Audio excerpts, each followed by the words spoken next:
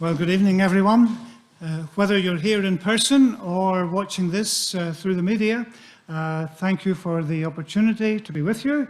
And it's a great opportunity to look at the book of Habakkuk for this week and the next 2 weeks, and I'm going to enjoy doing that. In the past, any time I've been asked to speak on Habakkuk, I've just been allowed one sermon, so this is a bit of a luxury to have 3 sermons. And there are 3 chapters, so that more or less means that each chapter will get a week. I'm going to read the first part of it. The first chapter has got 17 verses, and I will read it as we go through it, rather than reading it all just now. So we start off with reading the first section, which is the first 4 verses. And then I'll say a little bit about the background to Habakkuk, who he was. Have we any idea what his name means? That sort of thing. Who lived at the same time as him?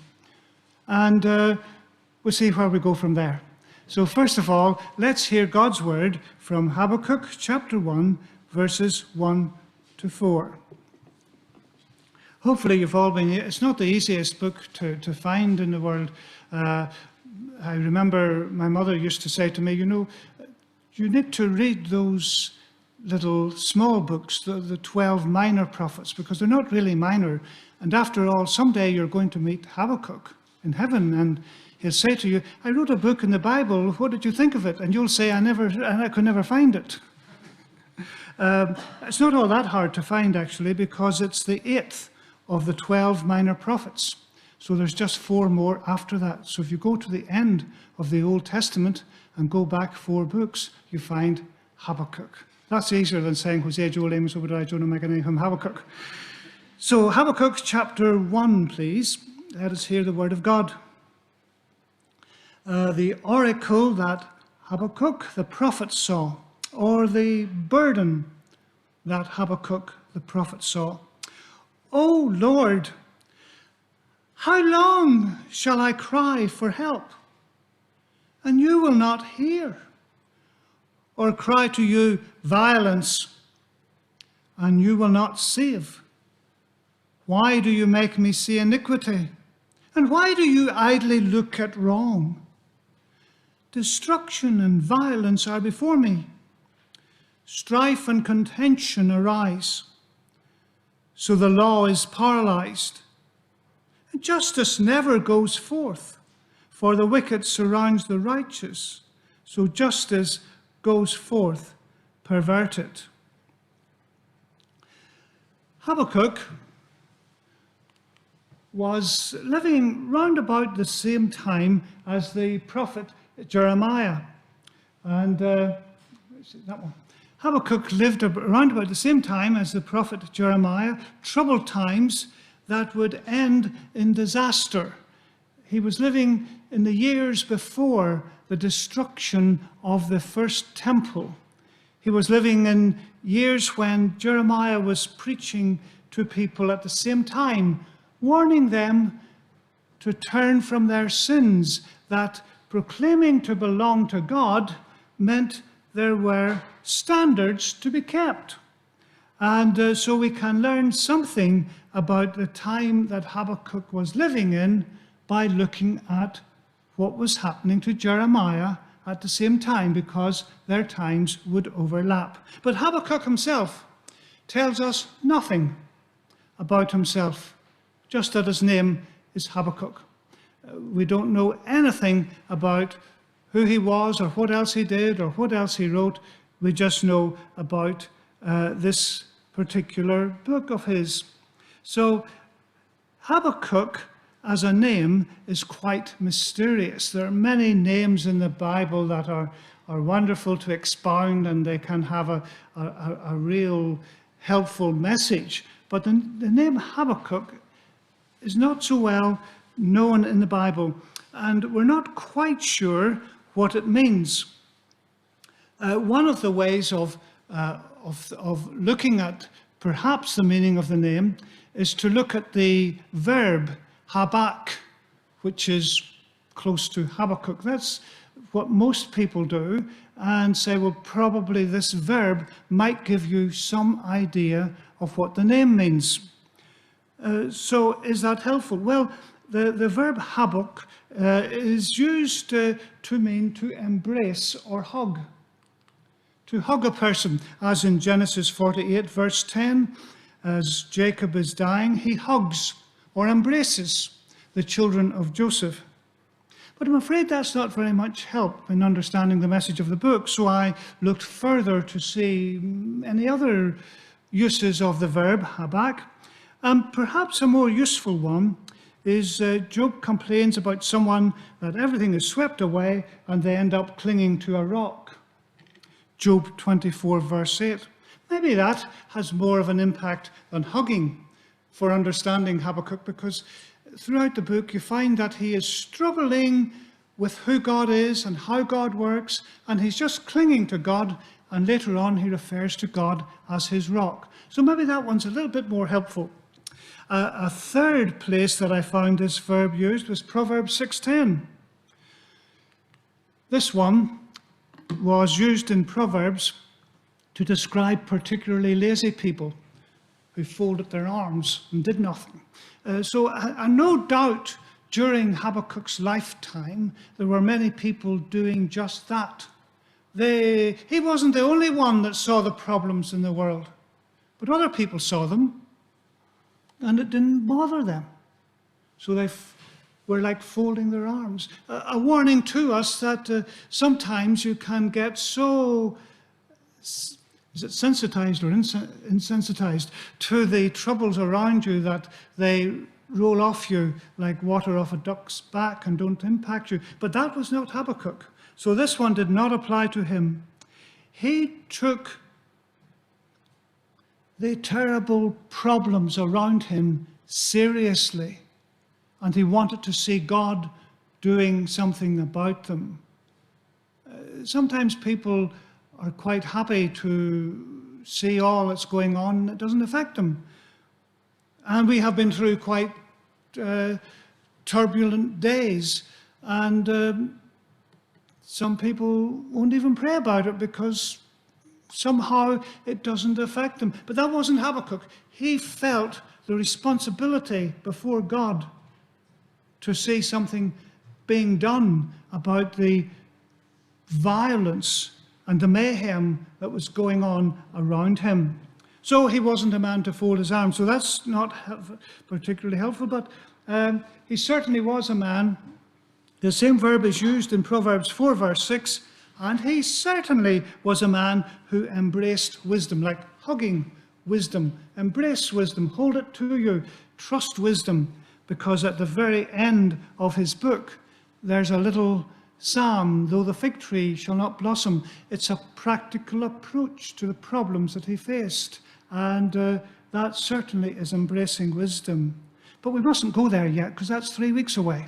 We need to start at the beginning and look at how this book develops. But that is some idea. Basically, it's saying we don't really know for sure what his name meant, but he was a person like one clinging to the rock, and certainly not one that folded his arms. So Habakkuk, the book of Habakkuk, is different from many of the other prophets, because it's not particularly Habakkuk preaching to people or prophesying to people. It's Habakkuk having a conversation with God in confusion and crisis. It's Habakkuk having a conversation with God. In the verses we read, we saw him giving a cry from the heart to God. He cared. How long, O Lord? He wasn't one to take everything as it happened and not feel it inwardly. He felt deeply about the crisis in his country and showed passion and concern. He was living among people who were religious. You know, sometimes people say to me, I believe you're religious. I was after the last time when the barbers opened up again, I went to a barber I'd never been to before. It was the only one I could get. And he said, "What do you do?" And I said, "Oh, I teach the Bible." "Oh," he says, "you're religious."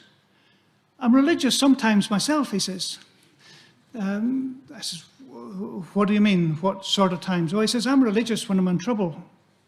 And sometimes people think of religion and think that that is something good. And I kind of wince a bit because I think that you can be religious and not know God. And in the Bible, in Habakkuk's day, people were very religious, but they didn't know God. They had the Torah. They had great experiences of God in their history, of bringing them across the Red Sea. They knew all that. They had opportunity to meet in the temple. They offered sacrifices. They went through all the motions, and they thought the world of the temple. It wasn't that they'd closed the temple down. Jeremiah, living at the same time, said the problem was they loved the temple too much. In chapter 7, verse 4, Jeremiah says one of the problems is that everyone is going around saying, "Temple of the Lord, the temple of the Lord, the temple of the Lord." In other words, the temple was their kind of lucky charm. As long as the temple's there, we'll be safe. And they worshipped the temple rather than the God of the temple. Ezekiel experienced much the same thing, and he had a remarkable way of warning people about how serious things were, because he said, Ezekiel believed that people thought the temple was safe because God lived there. And in one of his visions, he more or less, and I'm kind of paraphrasing it, he more or less said, "Do you know what I saw last night? I saw God's big removal van outside the temple. He's moved house. He doesn't live there anymore." Because people were sort of depending on the fact that the temple was there, that they would never, as long as the temple was there, it was as if almost you could say that God lived in number 2A Jerusalem Street, the temple. And that if you knocked the door, you could ask, was God in? And that he would never allow his house to be destroyed. Never. So this was a false religion based on all the blessings they had in the Bible and all the truth they had. They ended up twisting it and believing that as long as the temple was there, you could live whatever way you liked. And so people behaved with violence towards others. And you can even see that in various countries today, and in particular Israel, that some of the most religious people are the most violent. Well, actually it was a religious man that murdered Yitzhak Rabin. And many of the chief top rabbis believe he shouldn't be in jail because he did it for God's sake. And recently, some of the rules that were about, the ladies, according to the very strict people, and you're now talking the ultra-Orthodox, they believe that in a bus, for example, ladies should sit in the back seat and allow them to be in the front. And not all ladies in this day of liberation and all the rest of it are quite happy with that. And you can understand why. So buses have been smashed by these ultra-religious people to show their disgust, and traffic lights have been ripped up and all the rest of it. So because you're religious doesn't mean you're not violent. Some of them are very violent. And recently, when the government brought in restrictions about not attending a particular festival in big numbers, they brought so many numbers, the police could do nothing about it. I think something like 50 or 60,000 that turned up, and they said, "Okay, arrest us all," So that is not the sort of thing you get from the Bible. I shouldn't go on about this, but the Prime Minister of the country is indicted by the police on several charges. So, you see, that was the sort of thing that's going on today. Habakkuk is not old news. What's happening when people observe their religion as something that has nothing to do with how they behave. It's their culture, it's their right, they can do what they like. And they lose the sight of the God that gave them the word. If you're not trusting him and obeying him, your behavior will not in any way be honoring to God. And there are many people like that. So it's not just Habakkuk's day. I think there are many people like that today who love the stories of the Bible, who love the tradition, but who don't let it change their lives. I knew a lady a number of years ago, a good friend of mine. She taught me some modern Hebrew over a number of years, so we got to know each other very well. And she always said to me, I'm not religious. I'm not a religious Jew. And then one day she said, guess what? I'm so excited. I'm going home to the kibbutz back in northern Israel to keep Passover. And I said, but you told me you weren't religious. She said, I'm not. And I said, but Passover is all about the Bible. And she said, well, we leave bits out. We wouldn't go into it in great detail. And I said, what bits do you leave out? She said, well, mainly the God bits. You see what I mean? It's possible to be religious but not godly. It's possible to know your culture and the festivals and everything else, but not to know God. And that is what had happened in Habakkuk's day. People were no longer living the way God wanted them to, but very zealous about their temple, very zealous about their sacrifices and all that sort of thing. So that led to Habakkuk's frustration. How long will I cry?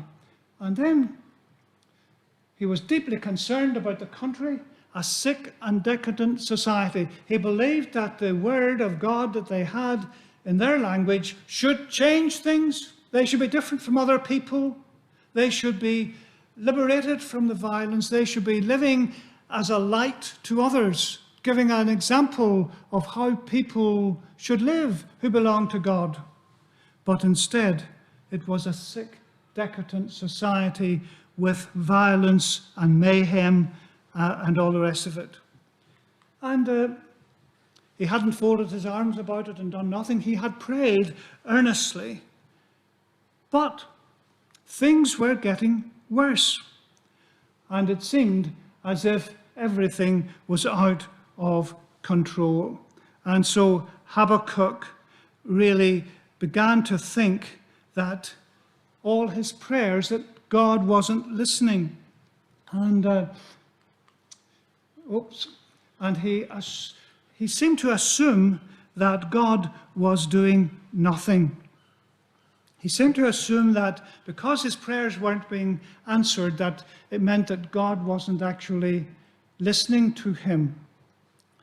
You do not listen, he says. But was he right to assume that God was doing nothing? Isn't it true that many people in the world today get frustrated and feel, well, is God doing anything? Isn't it a great challenge to faith sometimes when we see the terrible things that happen in the world? Doesn't it challenge us to ask, is God doing nothing? And yet, isn't it true that when you look carefully at the Bible, that the very times right through the Bible, Old and New Testament, that the times that it looked as if God was doing nothing were sometimes the very times he was doing his greatest works. Do you remember the babies were being thrown into the river in Egypt? And I'm sure people were saying, why doesn't God do something? And at that very time, God was raising up a deliverer called Moshe, a deliverer who would lead the people out of bondage.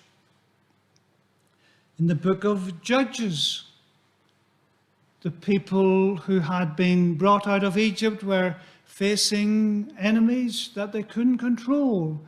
And it looked as if God was doing nothing. But actually, each time they were in trouble, God was raising up a judge, a deliverer.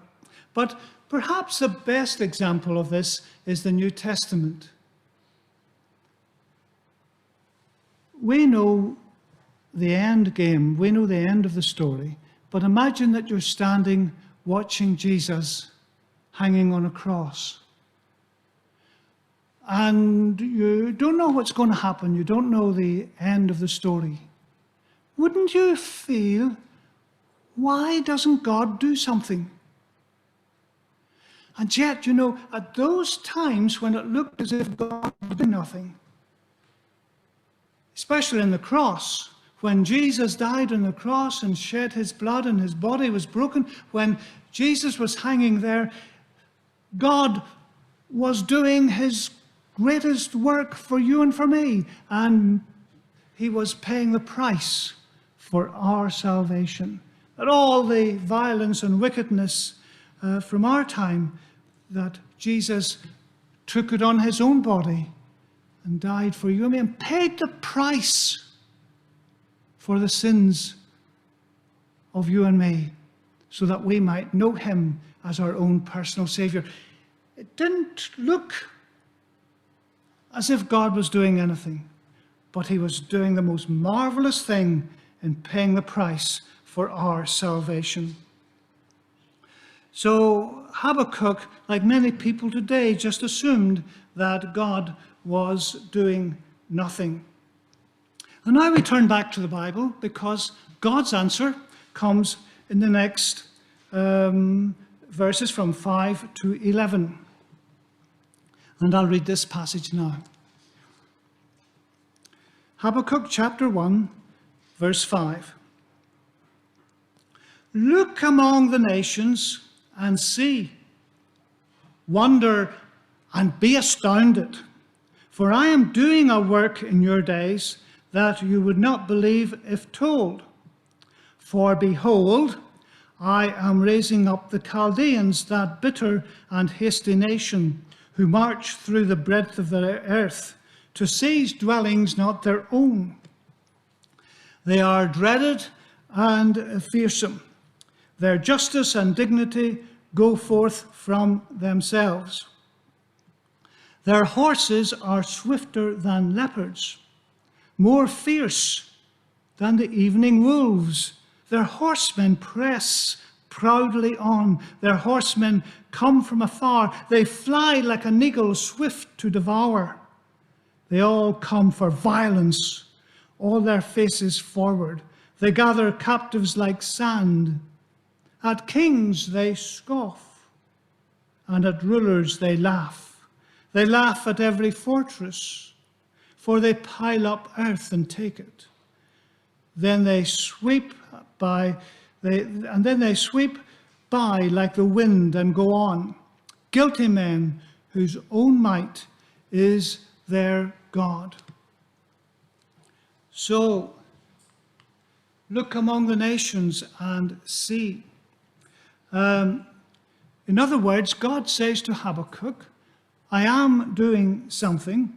Behold, I am raising up the Chaldeans. Now, let me be a little bit critical here. I think I'm using the ESV. Is that the Bible that most people would use? I think it's very good, but I have one problem with it. What on earth does behold mean nowadays?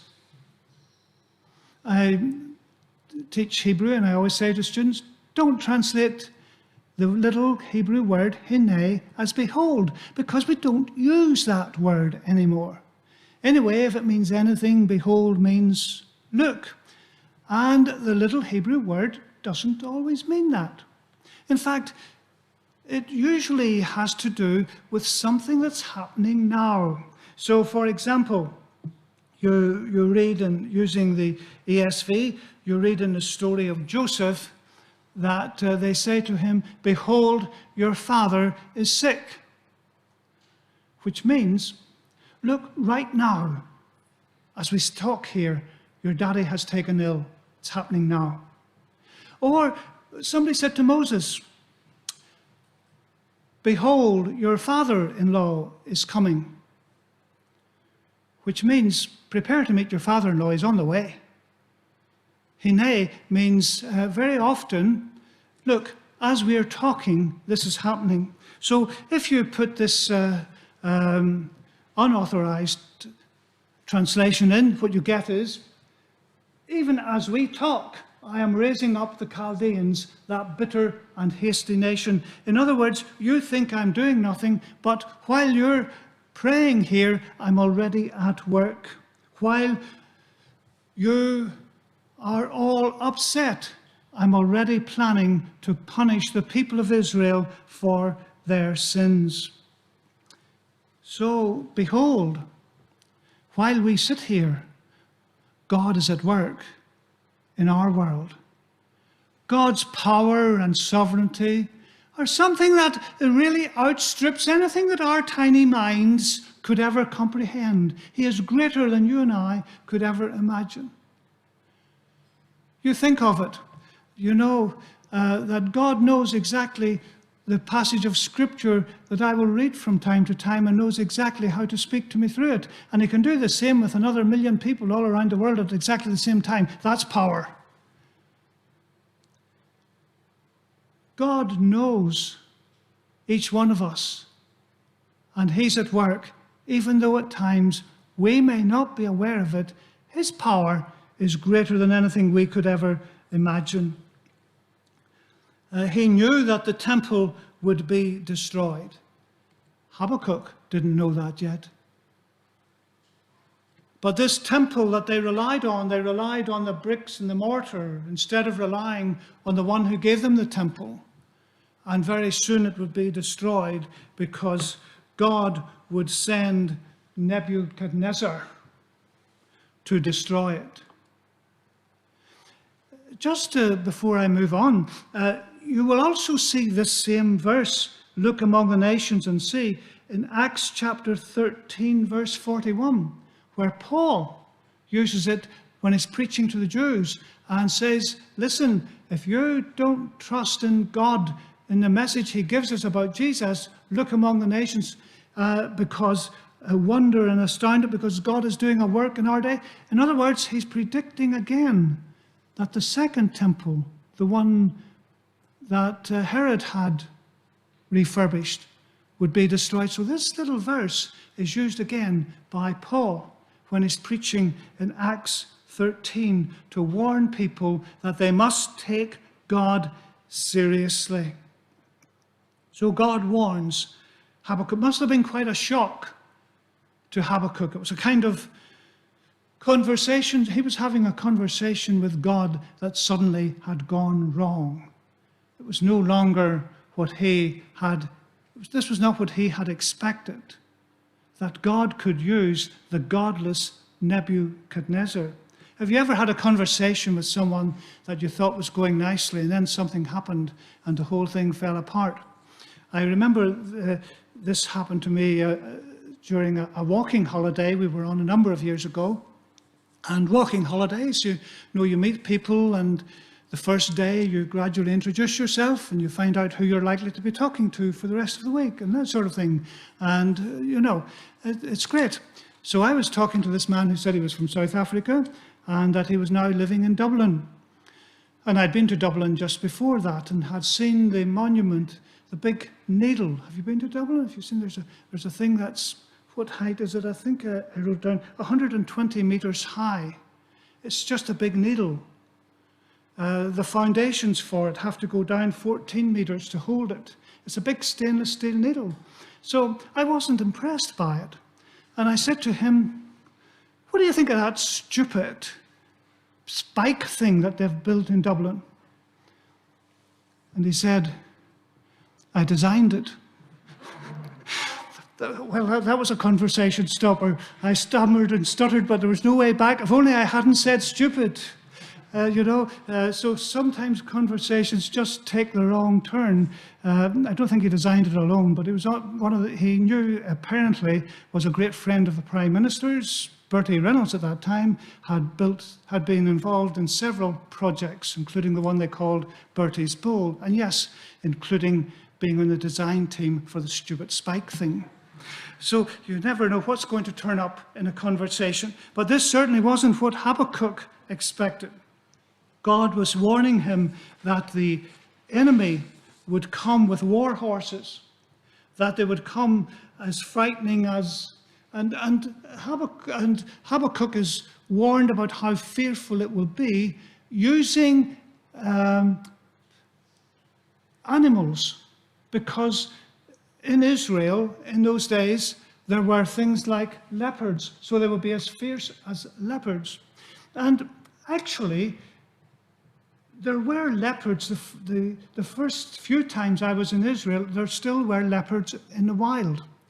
The way I found out about it was I was climbing up in a place called the Wadi of David, a lovely place near the Dead Sea, and it was getting near dusk, and I came across a sign which said, warning, there are wild leopards in this area. You should not be here alone, especially not at dusk.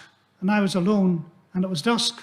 So I went down that hill at such a speed. I never ran so fast in my life, because just the thought of meeting him in the dark was not to be savoured. So they've all died out now, but it's as recent as that. The leopards were a real thing, and you wouldn't want to meet one. So this was something that God used language that would help him to see the seriousness of it. You don't want to meet a leopard. These people are worse. And he said, like evening wolves. Well, you can still meet them in Israel. They're causing a problem in campsites at the minute, because there was one tried to carry off a baby from a campsite recently. So wolves are, again, dangerous, and they don't make any difference between a lamb or a baby. They just kill whatever they find, you see. And so there are dangers still. And of course, there are the idea of the swiftness of the eagle. God had said that he brought Israel out of Egypt on eagle's wings. Now he's sending an enemy who'll be as swift as an eagle to swoop over them, leading Habakkuk to say, why? How long, he had said, but now the conversation has changed to why. He couldn't understand it. And today some people don't understand what God is doing, and that is why a book like James Dobson's When God Doesn't Make Sense is a very popular book, because to some people God doesn't make sense. But to make sense of what's happening in our world, you need to think about how things changed in the book of Genesis, how that God made a perfect world and he blessed it. He blessed the fish and the birds, he blessed the people, he blessed the seventh day, and God created the world to be good, and he blessed it. But the world turned against God, and so the world became cursed. Thorns and thistles, pain was introduced, and what we are seeing today is not something that you can blame God for, but you blame sin for. That sin has made such a mess of the world that it's not that God doesn't make sense, it's that we don't make sense. And we don't realize how dangerous sin really is. We get used to it.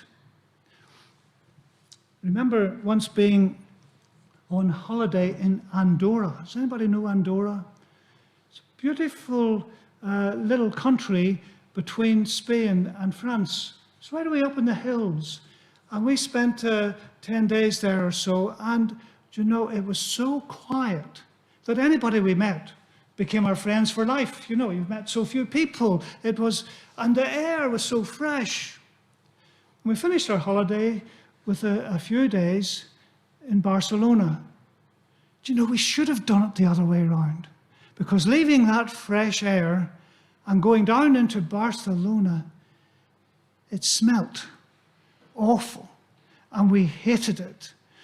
But you know, after being there 3 or 4 days, we thought, oh, that's funny, the smell is gone. No, the smell hadn't gone. We'd just got used to it. And we get used to sin. And we forget how horrible, how horrendous. And if there's sin in our own lives that we habitually do, we are offending God.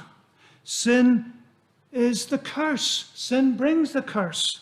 And sin brings consequences. And so for God, it's not God that doesn't make sense. We don't make sense because we forget how horrible sin is. Sin nailed God's Son to the tree. And sin can never go unpunished before a holy God. Habakkuk grasps some of this when he gives God his reply. Here's what he says. We finish our reading now by going from verse 12. Our verse 12 of Habakkuk 1. Habakkuk has made his complaint, O Lord, why aren't you doing something? God says, I am. I'm telling you what I'm doing. I'm going to destroy Israel using Nebuchadnezzar, using the Chaldeans. And Habakkuk says, what? What? How can you do that? Here's what he says. Are you not, verse 12, are you not from everlasting, O Lord my God, my Holy One? We shall not die. O Lord, you have ordained them as a judgment, and you, O Rock, have established them for reproof. You who are of purer eyes than to see evil, you cannot look at wrong. Why do you idly look at traitors and are silent when the wicked swallows up the man more righteous than he? This Nebuchadnezzar, we might be bad, but we're not as bad as he is. So how can you use him to punish us when he's worse than we are? And then he says that this man's just like a fisherman throwing a net into the sea and catching the poor fish. You make mankind like the fish of the sea, like crawling things that have no ruler. This is Nebuchadnezzar, or the Chaldeans. He brings all of them up with a hook. He drags them out with his net. He gathers them in his dragnet and rejoices and is glad. Therefore he sacrifices to his net and makes offerings to his dragnet, for by them he lives in luxury, and his food is rich. Is he not then to keep on emptying his net and mercilessly killing nations forever? Are you not from everlasting, O Lord my God, the Holy One? Lord, you can't do it this way. It's not like you to use such a wicked person. And so Habakkuk continues to ask why and how can you do this? He says, your eyes are too pure to look on evil. You cannot tolerate wrong. So how can you tolerate this person who's coming and gathering people helpless and vulnerable like fish? The thing is, this did not need to be. Protection was available. God had provided a way for his people to be safe. He had provided them with a country of their own. He had taken them away from the slavery of Pharaoh and had called them to be a special people, a people who were holy as he is. I suppose here I should just say a little bit about holiness. Habakkuk says, are you not from everlasting, O Lord, my Holy One? Holiness is the idea of separation. But it's not separation, it's not just separation from. You know, when I was a young Christian, there was a lot of holiness preaching going on, which said holiness is when you don't go to the cinema. Holiness is when you don't watch the television. It actually was a holiness preacher who got all the people out around the Craigs, Collybackie, where I lived, to throw their televisions out, because holiness was not watching the television. Holiness was not doing this, not doing that, not doing the other thing. The whole emphasis was on holiness being what you were separated from. That was the emphasis. There was a new swimming pool in Ballymena, but our minister said, you can't go there because it opens on a Sunday. But I said, I'm not going on a Sunday. It doesn't matter. You can't go there. A holy person wouldn't do that. And it was all the things that you shouldn't do. I was very confused because I knew he bought his petrol from a place that was open on a Sunday too, you know. So the whole thing was, you don't do this, don't do that, don't do that, and that's holiness. But holiness is primarily separation unto, separation to. Separation to, so that it didn't need to be a person who was holy. You could have a holy plate. If it was used in the temple, it belonged to God. And if it belonged to him, it was a holy plate. Nobody else could use it. If you brought a sacrifice on a plate, you couldn't take that plate back home again. It had to stay or be smashed because it belonged to God. The temple was holy, not because it was good living. The temple was holy because it belonged to God. So Israel belonged to a holy God who separated himself from sin, and they were to be like him, to be separated to him. Of course, that meant being separated from the idols and all the rest of it, but holiness really means belonging to. God belonged to purity, belonged to sinlessness, and he was calling his people to belong to him. And so this was the reason why Nebuchadnezzar was coming. This was the answer that flabbergasted Habakkuk, and we'll look at it in more detail next week, exactly how he dealt with this situation. But I come now to try and apply this to ourselves in the last few minutes that remain. I just summarize where we're at. Habakkuk was living in days like those of Jeremiah, when people claimed to be religious, but their lives didn't show it. They hadn't made any changes. In fact, they were downright evil. They were worse than the nations around, violence and all that sort of thing. That was where he was living. So he says, God, why don't you do something? And God said, well, actually I am. Right now, I am calling on the Babylonian nation, and they will destroy your people. And Habakkuk says, what? You can't do that. You're a holy God. You can't use that rabble. They're worse than we are. And that's the first chapter of Habakkuk. There's 2 more chapters to unfold this story, but that's where we're at just now. So how does that apply to us? Isn't it quite a good time in Ulster to be looking at this? Because we've been through a turbulent week with violence in the streets and all the rest of it. So how do we apply this to ourselves? How do we cope with all of this? I've lived through what they call the Troubles. I've been in a building when I stepped to the side. There was a window here, and I stepped to the side, and the window went in past me. I've been through all that. I don't want to see it happening again. I want to be like Habakkuk and say, Lord, no, not all this violence again, not all this destruction. But how do we cope with that? How can we understand God in these situations? We might call them historical surprises. Bits of, the Holocaust was like that. It was a horrible historical surprise, and many people lost their faith because they said God didn't do anything.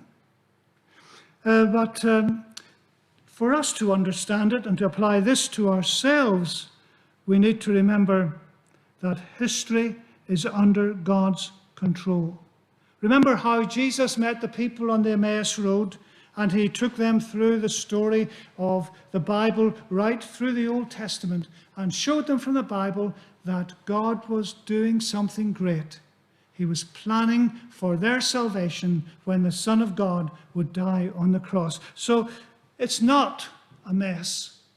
God is in control. He had a plan from that first time in Genesis chapter 3. God said the seed of the woman would bruise the head of the seed of the serpent. God knew what was going to happen, just as he knew that Nebuchadnezzar would destroy the temple and then he would destroy Nebuchadnezzar. He knew exactly what would happen the whole way through. So nothing takes him by surprise. And history follows God's timetable. Habakkuk thought God should have done something long ago. But God is not ignorant of what's happening. God hasn't suddenly folded his arms and said, I'm not doing anything. We don't know exactly how God is working. But I'm sure that even through this pandemic, we can say, God is not mocked. He knows what's going on in the world. And he knows when the second coming will be. Jesus said, not even the Son of Man knows that.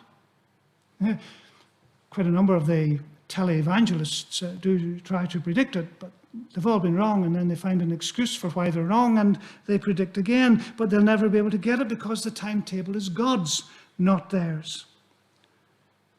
If only people had listened to Jesus when he said, how oft I would have gathered you as a hen doth gather her brood, they could have been saved so much. Remember that God moves in a mysterious way, but he does move. He is at work today, and sometimes when we will get downhearted, we shouldn't forget that God is. Well, we are not called to understand God's ways. We are called to trust him. And I want to just leave with you the words, very encouraging words of Psalm 46, words that you know very well. God is our refuge and strength. Whenever we feel that we can't cope anymore, God is our refuge and strength, a very present help in trouble. Therefore will not we fear, though the earth gives way, though the mountains be moved into the heart of the sea. And it finishes off, be still and know that I am God. Be still. I remember hearing those words when I was a wee boy at Sunday school. Be still. It was in church, and I was fidgeting, and I got a dig in the ribs saying, James, be still. But that's not what this means. Be still here means let go. Let go of your anxiety about what's happening. God is in control. Be still and know that I'm God. Let it. Trust in him tonight as never before. And be encouraged that whatever we're going through, our God reigns and he's in control. Amen.